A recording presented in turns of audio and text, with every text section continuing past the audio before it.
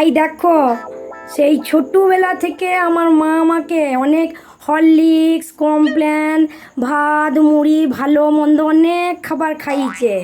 কিছুতেই কিছু কাজ হয় নাই। अच्छा। মানে ওসব খেয়ে কিছুই শিখতে পারি নাই, বড়ও হই নাই। যেইটুকু শিখেছি বাঁশ খেয়ে শিখেছি, বুঝলে?